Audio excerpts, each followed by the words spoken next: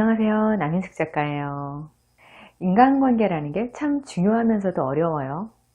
저한테 인간관계에 대해 어려움을 털어놓으시는 분들 중에서 상당수가 이 사람을 손절해야 할까요? 아니면 관계를 유지해야 할까요? 이런 걸 고민하세요. 그리고 사회생활 시작하고 생계와 내 인생에 집중하기도 바쁘면요. 그렇게 고민을 하게 만드는 관계들은 그냥 저절로 정리되더라고요. 관계라는 것도 종류에 따라서 수명이 있어서 살다 보면 자연스럽게 서로 안 맞게 돼서 멀어지는 경우도 많아요. 서글프지만 그냥 받아들이고 새 인연을 또 만들면 되는 거죠.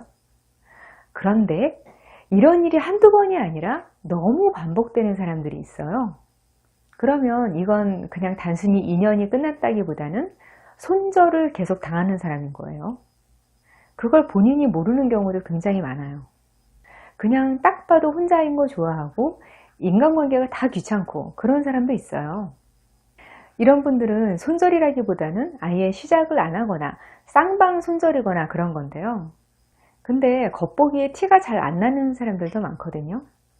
겉보기에는 인간관계도 좋아 보이고 사교성도 너무 좋아요. 근데 자세히 보면 이런 사람들은 깊으면서 오래된 관계가 없어요. 오래 안 사람들은 그냥 안면만 있는 사람이고 가까운 사람들은 친해진 지 얼마 안 된 사람밖에 없어요. 이게 일시적으로는 그럴 수 있는데 평생 그런다면 문제 있는 거거든요. 자꾸 주기적으로 사람들한테 손절당하는 사람들의 특징 어떤 게 있는지 오늘 알려드릴게요. 첫 번째, 자기중심적인 사람이에요. 이게 사실 가장 큰 이유가 되죠. 자기중심적이라는 건 이기적인 거하고는 또 달라요.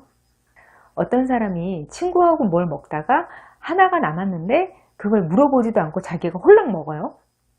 그럼 그건 이기적인 사람이라기보다는 자기중심적인 사람이에요. 이기적인 사람이라면 이걸 내가 먹으면 쟤가 나를 안 좋게 보겠지? 이런 작은 일로 굳이 나쁜 인상을 줄 필요는 없지. 이런 것까지 생각해서 양보할 가능성이 오히려 더 높아요. 나중에 결정적인 순간에 본 모습을 보이긴 하겠지만 살면서 그런 순간이 아주 많이 오지는 않아요.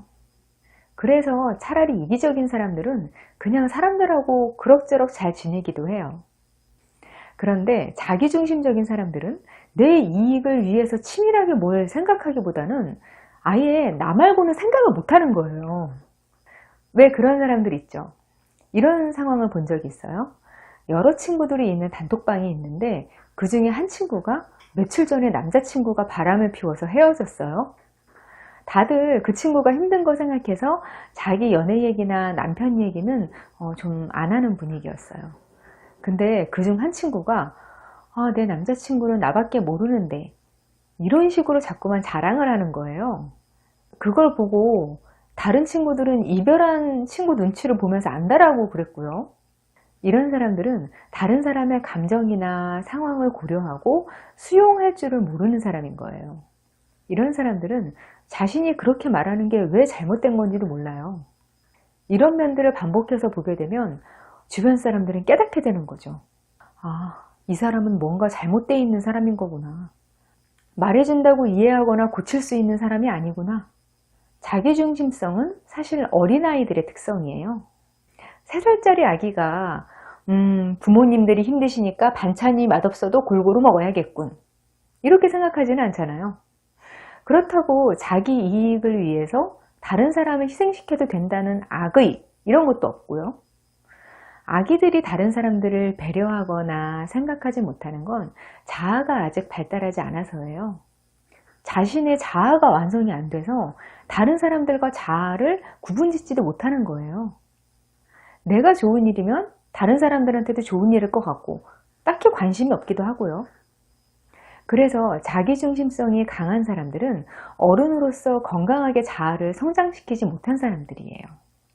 딱히 나쁜 의도가 없어도 주변 사람들한테 피해를 주고 상처를 입히죠. 이런 사람들은 가족들도 감당 못하는 경우가 많은데 사회에서야 정의대사 1순위죠. 두 번째는요. 자기 주관이 없는데 남의 말도 안 듣는 사람. 이게 뭐가 그리 나쁜 건가 싶겠지만요. 은근히 주변 사람들을 정말 힘들게 하는 특징이에요. 살면서 이런저런 일들을 처리하고 문제가 생기면 결정하고 이런 게 인생이잖아요. 근데 이런 사람들은 자기 일이건 남의 일이건 뭘 제대로 결정하고 책임지지를 않아요. 여럿이 함께 뭘 할 때도 의견이 없어요. 겉보기에는 사람이 착해 보이기도 하고 순해 보이기도 하고 그런데 자꾸만 살면서 이상한 선택을 해요. 어쩌다 보니 사귀면 안 되는 종류의 남자하고 사귀게 됐어. 그런데 딱히 그 남자가 막 매력이 있어서 그러는 것도 아니야. 그냥 상황에 쉽게 휩쓸리는 성격인 거예요. 그걸 보고 친구들이 걱정이 돼서 그 친구가 얼마나 나쁜 연애를 하는지 증거 찾아주고 막 알려주고 말려주고 그래요. 그런데 알았어 하고 앞에서 대충 말하고는 진짜 귓등으로도 안 듣는 거예요. 연애 말고 인생 다른 면에서도 비슷하게 행동해요. 이런 사람들이 나쁜 가치관에 아주 쉽게 동화가 되고 휩쓸려요. 그래서 옆에 있다가는 비슷한 사람으로 오해받기 딱 쉽게 되는 거예요. 어릴 때는 이런 사람들이 그냥 착해 보이기도 하고 해서 친구로 지내다가 어른이 돼서 자신이 뭔가를 결정하고 책임져야 하게 되면요. 이런 모습이 드러나죠. 그래서 좀 평균적인 범주 안에 있는 친구들이라면 나름 하는 데까지 해보다가 적당할 때 이런 사람들을 손절하게 되는 거예요. 세 번째, 인색한 사람이 손절당하기 쉬워요. 인간관계는 냉정히 말하면 서로가 뭔가를 주고받는 관계예요.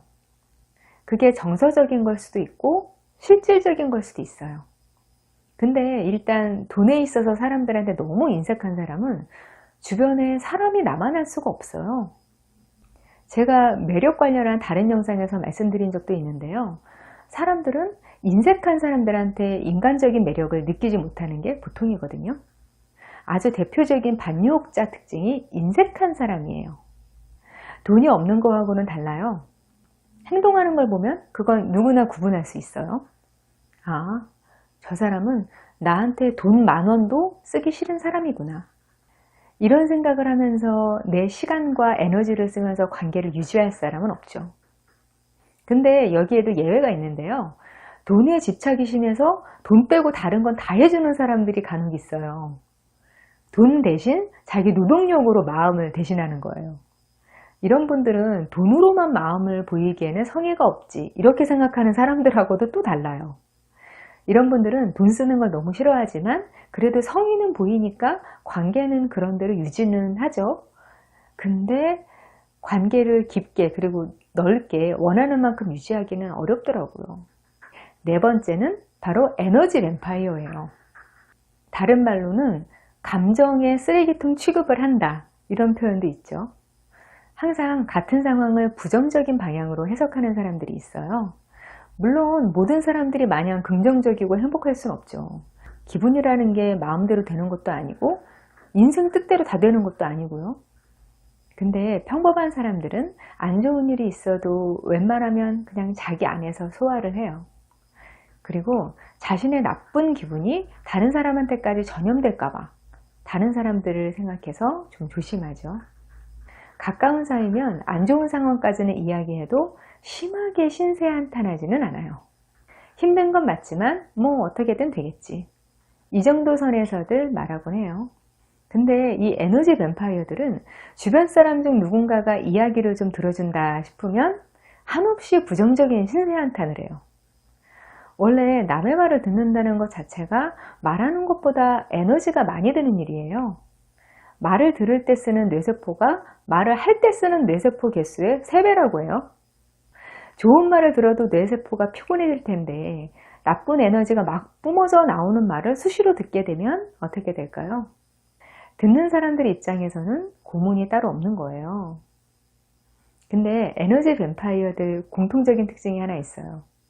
자신이 힘들 때는 막 이야기를 하는데 그 이야기를 들어준 사람이 힘든 얘기를 하면 안 들어줘요. 에너지 뱀파이어의 나쁜 점이 이런 거예요.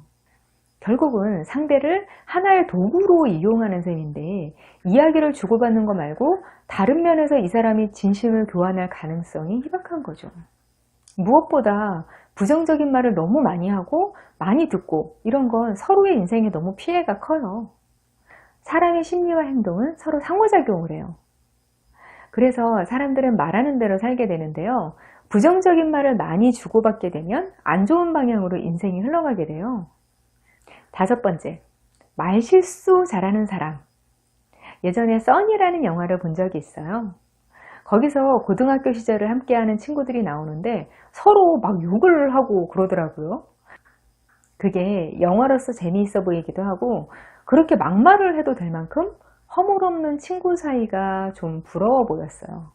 근데 제가 나중에 보니까 아무리 가까워도 말을 그렇게 함부로 하는 친구 사이가 생각보다 오래가지 않고 금방 깨지더라고요. 그 친근한 막말도 어느 합의된 범위 안에서는 장난처럼 재미있기도 하고 친근하게 느껴지기도 하고 그런데요. 그러다 어느 순간 뭔가 선을 넘게 되면 기분을 상하고 상처를 줄 수 있는 거예요. 어릴 때부터의 친구들도 그렇게 갈라지는 걸 많이 봤는데 어른 돼서 유지하는 관계야 어떻겠어요. 이런 분들이 주로 이렇게 말하곤 하죠. 나는 말은 직설적으로 하지만 뒤끝이 없어. 근데 글쎄요. 말을 함부로 하는 건 상대방을 보이지 않는 칼로 찌르는 거하고 같아요. 그걸로 치명적인 상처를 내면 평생 그 상처가 없어지지 않고 때가 되면 덧나기도 해요. 치명상을 입히고 본인만 뒤끝이 없다고 되는 게 아니죠. 막말하면서 마음만 따뜻한 캐릭터는 그냥 영화에서나 존재한다고 생각하면 될 것 같아요. 그리고요, 말 때문에 손절당하는 많은 사람들이 뒷담 때문에 관계가 잘못되는 경우도 많더라고요. 내가 호의를 갖고 또 관계를 좋게 유지하고 싶은 사람이라면 그 사람이 없는 데서도 그 사람을 험담하는 일은 없어야겠더라고요. 말릴 수 없으면 최소한 뒷담에 가담하지 않는 게 중요한 일인 것 같아요. 어떠세요? 손절당하는 사람들의 특징, 가장 흔한 걸로만 치료받는데 공감 가시나요? 이런 특징을 가진 사람이든 또 반대 입장이든 참고해 보시면 도움이 될 것 같아요. 저와 더 깊은 소통을 하고 싶으시면 남인숙 작가 공식 카페 어른성장학교로 놀러오세요. 아래 영상 더보기에 링크 있으니까 따라오세요. 기다릴게요.